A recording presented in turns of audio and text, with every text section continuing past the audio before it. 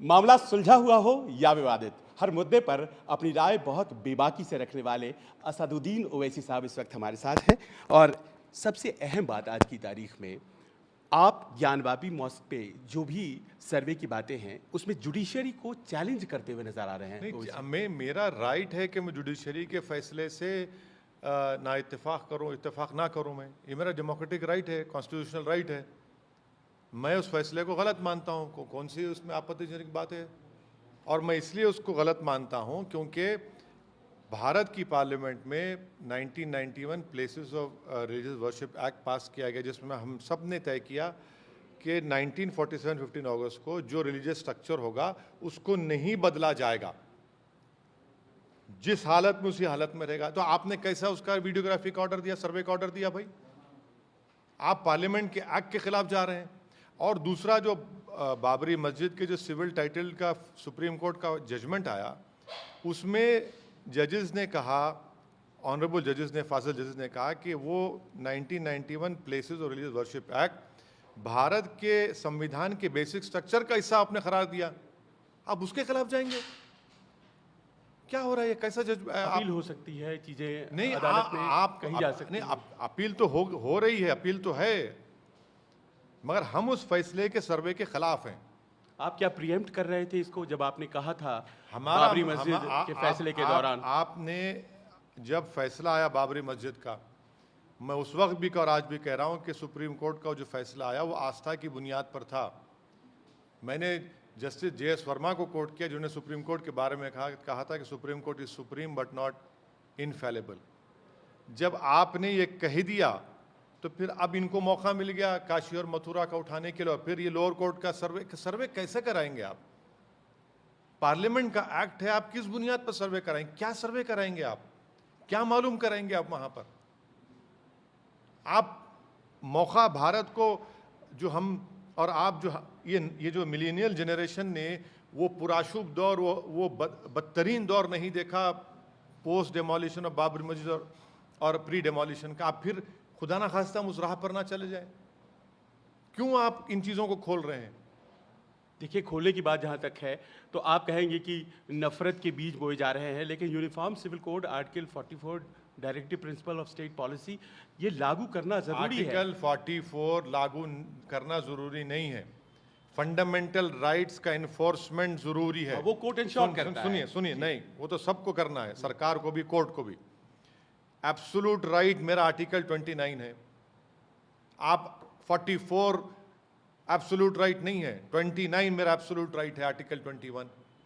और क्या directive principle part 4 constitution में खाली 44 है, 47 नहीं है? शराब पे पाबंदी लगाइए। क्यों नहीं लगाते शराब की पाबंदी? आप रोज कोई ना कोई शराब पीकर महिलाओं पर जुल्म करता है, अत्याचार करता है, बलात्कार करता है, एक्सीडेंट से लोगों की मौत होती है। बंद करिए ना। क्या डायरेक्टिव प्रिंसिपल में आर्टिकल 38 में नहीं कहा गया कि भारत की जो वेल्थ है वो उसका इक्विटेबल डिस्ट्रीब्यूशन होना चाहिए? 45% भारत की दौलत 10% लोगों के पास है, 50% गरीबों के पास सिर्फ 5% दौलत है भारत की। इस पर क्यों नहीं काम होता भैया?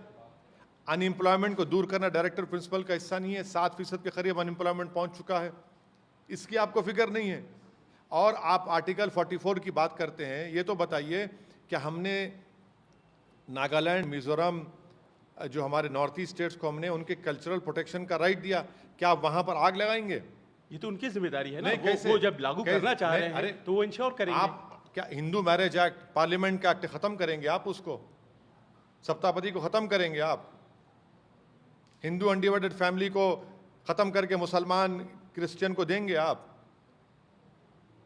देश की खूबसूरती और ताकत उसका डाइवर्सिटी, उसका प्लुरलिज्म है।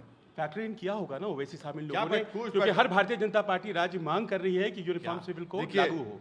आसाम के चीफ मिनिस्टर ने क्या है कि मुसलमान जो है शादी करता है। अच्छा चलो, हम चैलेंज कर रहे हैं बीजेपी को, अब जो 2022 का सेंसस कराएंगे ना आप, उसमें एक क्वेश्चन ऐड कर दीजिए कि किसके पास कितनी सेकंड वाइफ है, थर्ड वाइफ कितनी है, चौथी वाइफ कितनी है, और मिस्ट्रेसेस किसके पास हैं। कर दीजिए, पूछिए लोगों से। जो लास्ट सर्वे हुआ था उसके बाद नहीं हुआ, क्वेश्चन नहीं पूछा कि जब तो मुसलमानों के पास हिंदू भाइयों से कम थे सेकंड वाइफ। और क्या नॉर्थ ईस्ट में पॉलीगमी नहीं है? क्या नॉर्थ ईस्ट में पॉलीएंड्री नहीं है? क्या गोवा में अगर कोई हिंदू भाई अपनी बीवी उसकी 25 और 30 साल की होती है तो उसको औलाद नहीं होती है, बेटा नहीं होता, दूसरी शादी करने की इजाज़त नहीं है? सिर्फ मुसलमानों को आप नफरत पैदा कर रहे हैं। हम यूनिफॉर्म सिविल कोड को हमारे लिए काबिल कबूल नहीं है, और all India Muslim personal law board ने इस बात का फैसला किया है कि ये इस देश को यूनिफॉर्म सिविल कोड की ज़रूरत नहीं है।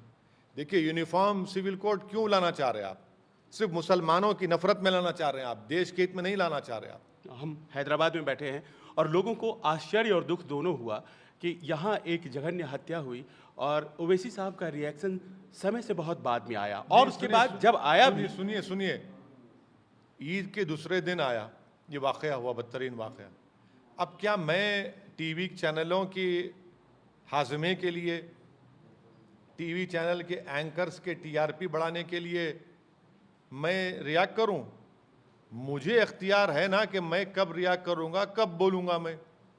इसका यह मतलब नहीं है कि मैं उस दर्दनाक वाक़े को कंडेम नहीं करता, हम तो शुरू दिन से कंडेम किए। पर आपने सुनिए, और आपको नहीं मालूम कि इस सरकार में क्या तेलंगाना में किसी ने उस कातिल की ताईद में जुलूस निकाला?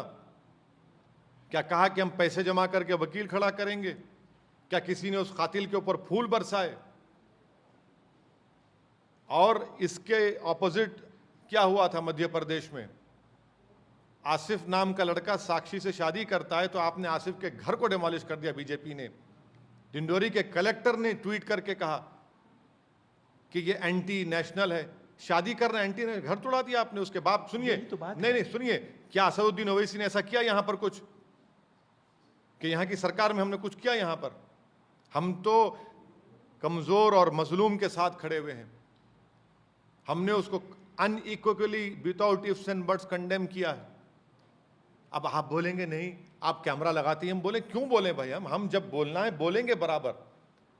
हम किसी के डिक्टाट्स पर नहीं चलने वाले हैं, हम किसी की कठपुतली नहीं है। माना इस बात को, बस ठीक है। पर बैरिस्टर ओवैसी इस बात को तो कहेंगे ना कि two wrongs don't make a right. कहाँ आप जब यहाँ की बात तो आपने मध्य प्रदेश की बात करी। नहीं, मैं आपको ये बता रहा हूँ, मध्य प्रदेश में एक मिसाल दे रहा हूँ आपको। वहां पर तो बच्ची को जबलपुर कोर्ट में जाकर कहना पड़ा कि मुझे प्रोटेक्शन दो, मेरे हस्बैंड के घर को तोड़ दिया गया। क्या यहां पर कोई सरकार की तरफ से या हमने कहा कि उस बच्ची के घर को तोड़ दो? नोएडा में एक 13 साल की मुस्लिम लड़की को एक 19 साल का गैर मुस्लिम लड़का उस पर सेक्सुअली असॉल्ट करता है, विश्व हिंदू परिषद एक धरना देते और उस बच्चे को छुड़ा लेते। हमने कुछ धरना किया? हम तो कंडेम किए, हमने तो कंडेम किया उसको। सर, आपको भी आश्चर्य होता है आजकल गैस प्राइसेस बढ़ जाती हैं और उस तरह से विरोध नहीं होता है, आप इसको कैसे लेते हैं? ये इसलिए नहीं होता क्योंकि देश के प्रधानमंत्री नरेंद्र मोदी को मालूम कि मेरा जो वोटर मुझे सत्ता में लाया है, मैं जब तक नफरत की राजनीति करते रहूंगा और उनको नफरत की पुड़ी खिलाता रहूंगा, 50 रुपये क्या आप 1000 रुपये कर दीजिए, वो कबूल कर लेगा उसको। देश के प्रधानमंत्री को मालूम कि मेरा कोई पॉलिटिकल नुकसान होने वाला नहीं है। मैं जब तक नफरत की पुड़ी खिलाता रहूंगा, वे खिलाते रहे। 50 रुपये बोलेगा मोदी जी, 50 रुपये क्या 1000 रुपये करिए, मगर नफरत की राजनीति मत छोड़िए आप। उम्मीद करता हूँ ऐसा कुछ नहीं होगा। मेरा आखिरी प्रश्न ये है कि आपको लोग मॉडर्न डे जना, आधुनिक युग का जना कहने लगे हैं भारतीय जनता पार्टी के लोग। देखिए, जो 4 मरतबा का एमपी है, 2 मरतबा का अर्सवाइल आंध्र प्रदेश का मैं विधायक रहा हूँ, और इंशाल्लाह अल्लाह ने चाहा तो बहुत मरतबा और इलेक्शन जीतूंगा, एमपी बनता रहूँगा। मैं अल्लाह के नाम पर भारत के संविधान पर ओथ लिया हूँ। इतने बेशरम लोग हैं, झूठ की इंतहा कर देते हैं। ये अडवाणी जो जाकर जिना की तारीफ किए थे, आपने उनको क्या क्या दिया? पद्म भूषण दिया ना। शर्म नहीं आती देने के लिए अडवाणी को, जिसने जिना की तारीफ की थी, किताब में लिखा था। और जिस मुकाम पर आप और हम बैठकर बात कर रहे हैं, यहाँ पर हमने जिना को ठुकराया था, और मुझे इनसे वफादारी के सर्टिफिकेट की लेने की कोई ज़रूरत नहीं है। पुकारते रहें भाई, पागल बहुत हैं दुनिया में, पागलों की तरह पुकारते रहें। इनको साइकेट्रिस्ट की ज़रूरत है इस तरह के बोलने वालों को। जी, ख़त्म करना चाहूँगा, बस एक प्रश्न है। सिलसिले की शुरुआत बुलडोज़र से हुई और बुलडोज़र से बात होती होती आपके कैमरे तक आ गई है और बीच में लाउड स्पीकर का भी मसला। अब कैमरा आप लगवा करके दंगे रोकेंगे? हाँ बिल्कुल, क्यों नहीं। दंगे रोकना आपकी भी जिम्मेदारी है, हमारी भी जिम्मेदारी है। कैमरा तो हमारे पास नहीं है। नहीं क्या नहीं, आपका कैमरा जो है सच्चाई को दिखाएगा तो दंगे ही नहीं होंगे। मैंने आपसे 24 की बात नहीं कर रहा हूं, आपकी जो बिरादरी है माशाल्लाह से अगर वो कैमरा पूरा दिखाएगी तो दंगा ही ना हो। हम ये कह रहे हैं कि मस्जिद और दरगाह और मंदिर के ऊपर जो कोई भी रिलीजियस प्रोसेशन जाएगा, चाहे रामनवमी का हो, हनुमान जयंती का हो, मिलादुन नबी सल्लल्लाहु अलैहि वसल्लम का हो, गणेश चतुर्थी का हो या बोनाल का हो या कोई भी रिलीजियस प्रोसेशन हो, दरगाह प्रोसेशन हो, जब जाएगा रिलीजियस प्लेस में, चाहे मस्जिद और दरगाह हो, लगाइए कैमरा, हाई रेजोल्यूशन कैमरा लगाइए और फेसबुक पर लाइव टेलीकास्ट करिए। अब जुलूस जाएगा ताकि पूरी दुनिया देख सके कि पत्थर कौन फेंकता है, कौन पत्थरबाज है, किसके हाथ में तलवार है, कौन डीजे के जरिए गाने लगाता है एक समुदाय के खिलाफ। बुरी बात क्या है उसमें? बुरी बात क्या है? अच्छी बात है ना। हम तो प्रोवोक तो नहीं कर रहे हैं, हम तो कह रहे हैं लगाइए कैमरा, पूरी दुनिया देखेगी। और हम लगवा रहे हैं हैदराबाद में, हम तो हमारी बात सुन रहे हैं, लोग लगवा रहे हैं, हर जगह लगवाएंगे। तो आपकी तकरीरों में अब कैमरा लगाओ अभियान भी हाँ है। बिल्कुल लगाइए, कैमरा लगाइए, क्योंकि जब पुलिस हमेशा मुसलमानों पर दंगाई का इल्ज़ाम, पत्थरबाजी का इल्ज़ाम, अब बताइए वसीम शेख मध्य प्रदेश का जिसके हाथ कटे हुए, वो पत्थर फेंकेगा? आपने उस दुकान को तोड़ दिया, पत्थर फेंके, जिसके हाथ कटे हुए पत्थर फेंकेगा? वो बेशर्मी सी हद कर दिया आपने, इंसानियत नाम की कोई चीज़ ही नहीं रही। तो आप लगाएंगे कैमरा, बुरी बात क्या है? हाई रेजोल्यूशन कैमरा होगा और इतना ऐसा कैमरा लगेगा कि सूरत दिखेगी, चेहरा दिखेगा, कौन चोर है, कौन बदमाश है, किसके हाथ में तलवार है, किसके हाथ में पत्थर है। और पुलिस की मौजूदगी में मालूम हो जाएगा, पुलिस की मौजूदगी में पत्थर फेंका गया तो महाशय की भी, पुलिस वालों का भी रोल मालूम हो जाएगा। और फेसबुक है, आप फेसबुक पे लाइव कर दीजिए उसको, जुलूस जब जाएगा, कोई भी जुलूस का भी जुलूस हो, किसी का समुदाय का हो, ट्विटर पर आप उसको कर दीजिए, लाइव कर दीजिए, कोई बुरी बात नहीं है ना। नमस्कार, मैं हूं मानक गुप्ता। अगर आपको हमारा ये वीडियो पसंद आया हो तो इसे लाइक और शेयर जरूर करें और हां, हमें सब्सक्राइब और फॉलो करना ना भूलें ताकि आप देश और दुनिया की कोई खबर मिस ना करें। तो जुड़े रहिए हमारे साथ और देखते रहिए न्यूज़ 24।